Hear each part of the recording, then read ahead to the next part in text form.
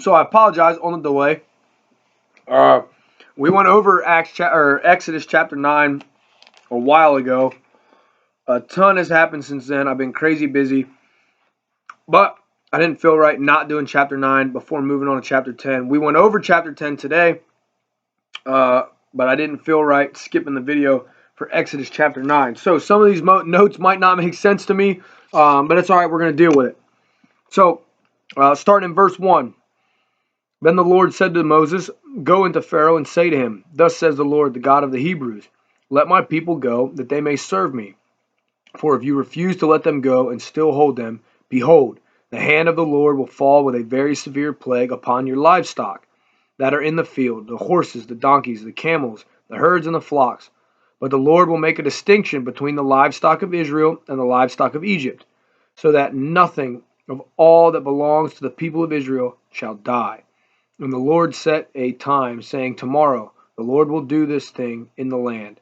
And the next day the Lord did this thing. All the livestock of the Egyptians died, but not one of the livestock of the people of Israel died. And Pharaoh sent, and behold, not one of the livestock of Israel was dead. But the heart of Pharaoh was hardened, and he did not let the people go. So it's clear, right? It's very clear, cut and dry. It's happening on this side. It's not happening on this side. It's happening to us. It's not happening to them. It's not happening to us. It's happening to them. It's black and white. There is no gray area, right? I heard an analogy, right? Somebody's walking the fence, right? And somebody says, "Hey, it's time for you to, you got to pick one side or the other." And one side is hell with Satan, the other side's heaven with God. And God said, "You've already made your decision. Being on the fence puts you on the wrong side of the fence. So you got to choose. You got to be on one side or the other." And this is a clear distinction that's showing that what side are you on? There is no gray area. It wasn't like they all died, none died, some died. It was all or nothing. And that's like our lives, right? We're either all in and we're on that side with God where our livestock isn't dying, or we're on the side where they are. And something that we thought was really, really cool here was, and let me see if I can find it. So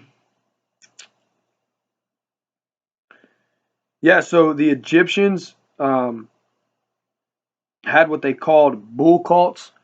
The bull was like a symbol of the great inseminator or fertility. And so when God comes in and kills all the all the livestock, he's basically going like, "Hey, all these bulls that you worship, I just crushed them. Like, you're nothing. Your God is nothing. What you worship is nothing. What you think you're doing that's right is nothing. I just smashed you." And so anyway, moving on. Verse 8. And the Lord said to Moses and Aaron, "Take handfuls of soot from the kiln, and let Moses throw them in the air in the sight of Pharaoh. It shall become fine dust over all the land of Egypt, and become boils breaking out in sores on man and beast throughout all the land of Egypt." So they took soot from the kiln and stood before Pharaoh. Moses threw it in the air, and it became boils breaking out in sores on man and beast. And the magicians could not stand before Moses because of the boils, for the boils came upon the magicians and upon all the Egyptians. But the Lord hardened the heart of Pharaoh, and he did not listen to them, as the Lord had spoken to Moses.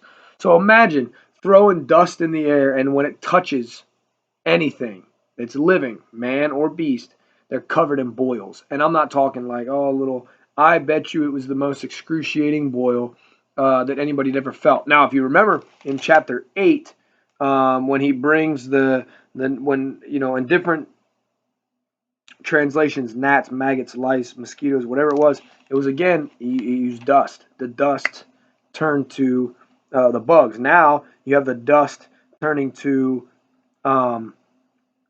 these boils, right? And I like where the magicians couldn't stand in their presence anymore. Like it's starting to make people believers, right? It's starting. They're starting to see these things, right? And then 13. Then the Lord said to Moses, "Rise up early in the morning and present yourself before Pharaoh and say to him, Thus says the Lord, the God of the Hebrews, Let my people go, and that they may serve me. For this time I will send all my plagues on you yourself, and on your servants and your people, so that you may know that there is none like me in all the earth. For by now I could have put out my hand and struck you and your people with pestilence, and you would have been cut off from the earth. But for this purpose I have raised you up, to show you my power, so that my name may be proclaimed in all the earth. You are still exalting yourself against my people, and will not let them go.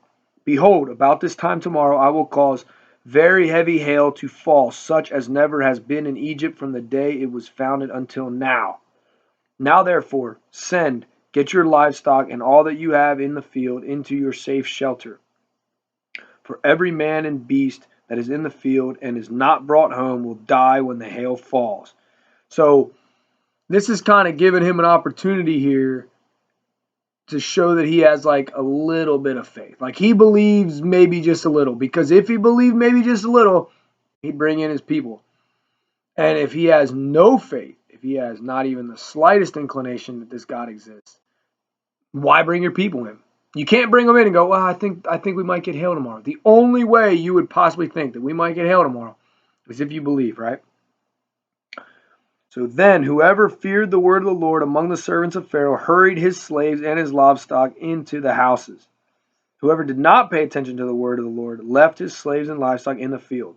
Then the Lord said to Moses, stretch out your hand toward heaven, so that there may be hail in all the land of Egypt, on man and beast, and on every plant of the field in the land of Egypt. Then Moses stretched out his staff toward heaven, and the Lord sent thunder and hail, and fire ran down to the earth. And the Lord rained hail upon the land of Egypt.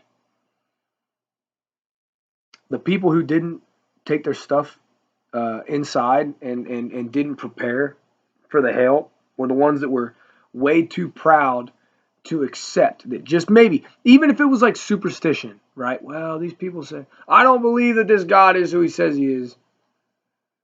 I'm just going to bring my stuff in to be safe. These people were the people that were like, I'm going to put more out in the field because I don't believe it. That's crazy to me. The level of pride, the level of ignorance, arrogance. There was hail and fire flashing continually in the midst of the hail, very heavy hail, such as had never been in all the land of Egypt since it became a nation. I'm assuming, dude, like football size hail, soccer ball size hail. I mean, just smashing. The hail struck down everything that was in the field in all the land of Egypt, both man and beast. And the hail struck down every plant of the field and broke every tree of the field. Only in the land of Goshen, where the people of Israel were, was there no hail. So it doesn't say that the hail was hitting Egypt and Goshen didn't have it. Goshen is the only land where there was no hail.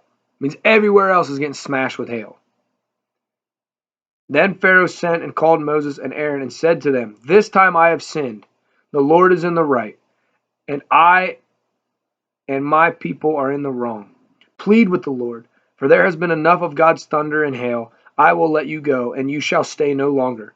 Moses said to him, as soon as I have gone out of the city, I will stretch out my hands to the Lord. The thunder will cease, and there will be no more hail, so that you may know that the earth is the Lord's. But as for you and your servants, I know that you do not yet fear the Lord. The flax and the barley were struck down, for the barley was in the ear, and the flax was in bud. But the wheat and the emmer was not struck down, for they are late in coming. So Moses went out of the city from Pharaoh and stretched out his hand to the Lord, and the thunder and the hail ceased, and the rain no longer poured upon the earth. But when Pharaoh saw that the rain and the hail and the thunder had ceased, he sinned yet again and hardened his heart, he and his servants. So the heart of Pharaoh was hardened, and he did not let the people of Israel go, just as the Lord had spoken through Moses. So it's all a convenience thing, right? Like, yeah, do this, do this, do it. It's like when people bargain with God, right? God, if you just do this, man, I'll go to church every Sunday. Then Sunday rolls around. They got what they wanted, and they're like, next Sunday, man, I'm tired, right? Pharaoh here is like, man, do this, and I'll let you people go. Okay, I see Moses did what I wanted. Yeah, I'm not. Now I'm going back. I'm not letting you out. Right? It's crazy. And he was too proud to apologize for himself. He said in verse 27, then Pharaoh sent and called Moses and Aaron. He said to them, this time I have sinned. The Lord is in the right, and I and my people are in the wrong. Plead with the Lord, for there has been enough of God's thunder and hail. So he's asking them to plead for him. He's not doing it himself. And then it's a heart issue, right? It's a heart issue. God knew that he was just kind of like playing, right? So it's a heart issue. Um, and one of the notes that I have, and apparently it ties with verse 17. Oh, okay, yeah, it makes sense. What I had written was, "Be humbled or get humbled." And verse 17 says, "You are still exalting yourself against my people and will not let them go." And it's like, you want to exalt yourself? Okay, I'll exalt myself over you, right? That's the Lord speaking to us. So it's like, humble yourself or get humbled. And Pharaoh keeps getting humbled. So that was chapter 9. I tried to keep it in a nutshell. I'm going to go ahead and turn around and do chapter 10 in a separate video. I'm going to get this one uploaded. I don't remember who was here for chapter 9. Again, like I said, it's been a while. So this wraps up chapter 9, and I'll see you in chapter 10.